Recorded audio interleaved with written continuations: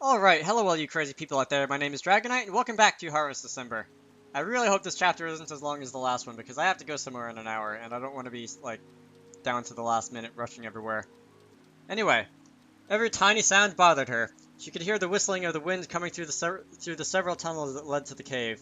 Megari hugged her knees as she sat surrounded by the Kagami crystals. A storm, just as I said, a storm! The Rokushiki god cried gleefully from her mouth. Megari hugged her knees even tighter to her chest. The god wouldn't stop talking using her voice. She could tell he was extremely pleased with how things were moving. The storm had taken the island. The Rokushiki festival was being held in a way it had never seen before. Each and every unchosen girl would participate this year and discover the primal joys of fighting. They had finally been given a chance by their god, even if it was a crazy one. Everything that had been oppressed through their history was now unleashed. Revenge, joy, violence. Everyone had a part to play. Everyone, but what about her? You know. Yes, she knew. She was powerful now, but still very alone. You said you would give me a place to belong. I did. I promised you that. So I've given you a stage to play on, with toys to play with. Simple, isn't it? Forget about your problems and simply indulge in each and every desire you have had for destruction. Defeat your enemy. A pure, simple purpose you can understand. Megari nodded. The easiest way for her to find the place was to lose her mind. Give in to her primal instinct. Forget about difficult things. Simply do what she wanted like an animal. Even throughout history, all the people that had done great things, the people that had experienced the greatest joys were all crazy by normal standards. Look at the girls. The mindless, feral girls. They all looked so happy, so satisfied they could do as they please. This was the truth. There was truth in it, in a twisted way. But still. You can't accept that too, huh? Can't you ditch your culture? Can't ditch your culture, your morals? Can't you even accept your most primal instincts? He was right. She could lend her body to the Rokushiki god. Let him do whatever he wants, no matter how bad they may be. Maybe, just maybe, she would find something in it all. But how was she now? She wasn't happy, but she had no regrets. She was simply disappointed in herself, sitting there, hugging her knees, still clueless. That's why she couldn't forgive it all. The people were being happy. The hurting, the violence, they needed to protect the island. She had none of that, and envied those that had found purpose. The people, even her god, they all distanced herself from her. That's not true, you distance yourself. Yes, she just gave up. That's why she had to rebuild her foundation again. She was struggling to find something by moving forward, by destroying everything that got in her way. Hey, you mean to destroy me too, don't you? The dim glow of the Kagami crystals warmed her back. They pulsated as they channeled the Rokushiki powers to the girl on the island. Don't you think we've had enough fun? Even to her ears, she sounded so empty. The god was having so much fun, but she was left miserable. She didn't understand how she found joy in all this chaos. Well then, what is it that makes you happy then, eh? Megari didn't reply and felt disgusted with herself. She couldn't reply because she didn't have an answer. That was why she was sitting here alone. Everything dies. Even gods die for whatever the reason. So why not go out with a bang? The god's enthusiasm grated on her nerves. Tell me, where do you belong? Right here. This moment, now! He sounded so sure of himself. The need to belong was the very basis of Megari's problem. She needed to know who she was and where she stood. Masaki had put it in words for her, and now she knew what her personal hell was. The simmering, festering anger inside her had blown up into a blazing firestorm. It was hell, but it was salvation. At least she knew she was in hell. Now she had the choice to throw herself into the fire. She wanted to belong. That was why she had wanted to participate in the Rokushiki festival. That was now her past, though. Nobody wanted to give her the honor of a fight. Not even her best and only friend. Yu was the only person she knew that had stayed by her side. The others found her creepy. Nobody knew how insulated she felt. Not even her sister was clueless, being someone so sure of herself. She could never imagine such a problem even existed. She would try to walk close, but people walked away.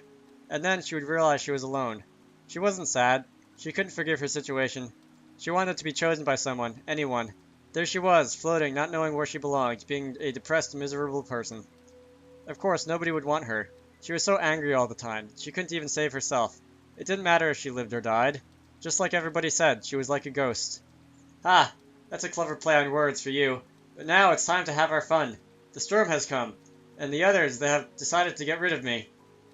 They will help the others, provide them with their own power, and they will come to crush me. Exactly so. They know how to run the festival. Of course we need a worthy opponent. We don't need any complications, no difficult thinking, no tricks, no silly plans. We just need to fight them head on, properly. It's a festival after all. It didn't matter whether they made the first move or not. They would just fight. Hey! What is it? Going so quiet suddenly like that? I do feel a bit sorry, you know? I thought less of you. I thought you'd be happy, you'd be easily satisfied if I just let you run amok like the other girls. I thought maybe you'd find a place and all that. People aren't that easy. Yeah, I guess, but whichever way, it's too late. It's brutal, isn't it? Megari let out a breath. He was right. There wasn't much time left. Everybody else had found their place. Oh. Suddenly, thought of Yuki Towada. She was trying to belong too, to Masaki Konno. She was just like her. But she knows where she wants to belong. She has a direction. And I don't. I've decided. Yuki Towada may be my opponent. She's my enemy. Sing for me, Megari. Megari nodded. She stood up and opened her mouth, letting out a howl that shook the grounds. The Tagami crystals pulsed in response. Festive fight. This is going to be another long chapter too, isn't it? If I have to stop in the middle of this chapter, I'm gonna do that. Anyway, we worked in silence, making preparations for the battle to come while the wind beat on the shrine's door. For a moment, we all looked in the same direction. The direction of the main entrance, down the stone stairs, down to the beach. She's coming. Where the sea and Megari was. That's the last of it. We're putting it here. Traditionally, they should be placed on the pedestal, but I suppose there was no time for ceremony. Naomi and Nono carried the large Kagami crystals to each corner of the room as Ruki directed. Shiki! They lighted up purple the instant Ruki murmured her chant. There. It should augment our powers. I can feel it already. Kohai looked down at his palms. The patterns were glowing brighter than ever. That's because you are close to the crystals now. Remember, the further the distance you take from it, the weaker you get. Everybody nodded. How do you feel? Yuki asked. I feel protected. The core of my body felt hot, but it wasn't a bad sensation. It was like having a source of power inside, knowing it would help you in your time of need. I didn't mean that. Yuki? Don't you feel hot down here? What? Yuki pressed a hand on her lower belly. You too? Do you feel it too, Shiro-sama? Yuki looked surprised. I thought maybe I ate something funny. I didn't think anybody else felt the same. I don't feel anything at all. Are you ill? Can you move? No, that's not the problem. There's no problem. It's just strange. I thought maybe you would know the reason. It's probably a side effect of the ritual. It's a funny feeling. Shall I go ask Dad? We don't have the time. Maybe later. Alright. And that was that. The rain had lightened up a little, but the wind was still going strong. We gathered and stood in a circle under the dark sky. Final check! I nodded amongst the defending team to give them the briefing. Each of you will defend the staircase. Yuki, you'll support them from afar with your long-distance attacks. Got you, Masaki-chan! Leave it to me! But, are you sure they will use the stairs? What if they walk through the forest? If they do your best. Not much of a plan, but good enough, I suppose. Dr. Manaka laughed. If they make it through the stairs, Nanaki and Ao will be at the final defense line. Roger that. I'm not a good fighter. I've got a different job for you to do. I'll explain it later. You have different priorities other than to fight. Ao nodded. The offense party will travel together halfway. I turned towards Yuki's side. The first objective is to collect the control device from the Kagami crystals from Tomomi's place. Hopefully it will still be intact. No worries about that. Why so confident? It's made from a solid breast enhancement machine known to be indestructible. It can endure even the weight of an elephant. There was something familiar about the claim, but I ignored it. This is going to be another, Japanese culture thing, isn't it? Oh. Yeah. Good job, television. If Ayako knew about this, she would have been so disappointed that she couldn't be part of the plan. Tomomi mentioned the name I was unfamiliar with. Who's Ayako? An old friend with a fiery temper. Not sure if it was a good or a bad trait of hers. Naomi nodded in agreement. They didn't explain any further, so I had to let it slide. It was a story for another day. Once we have the device, we head to the beach. There we will split into two parties. Yuki and I will take the route to the cave first. We'll attempt to lure Megari out of the cave. You guys will follow later, and use the device to obstruct the Kagami crystals while Megari is away. I'll find a different entrance to the cave. If we happen to find Megari first, we'll wait for you to draw her away. If not, we'll all have to take her down. Naomi swallowed a breath, but nodded in reluctant approval. I singled Ao out and gave Ao her instructions. Then I took a few deep breaths. Alright, we'll begin. Wait up! Mizuho interrupted.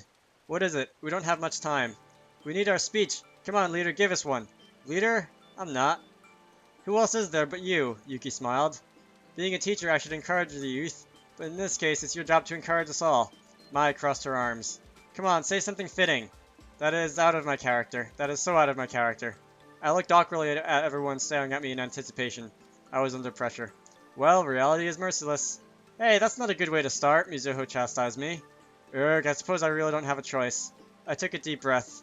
The situation was bad, but for some reason I couldn't stop smiling. We put our hands together. Harvest to us all! And if they knew what I would say, they would respond with a shout. Yeah! We all scattered in different directions to take our positions. The Rokishiki Fighting Festival has begun. Combat, comrades. Okay, so this is actually way shorter than I was expecting it to be, but I'm going to end this off. My name is Dragonite. I hope you all enjoyed that, and I will see you all later.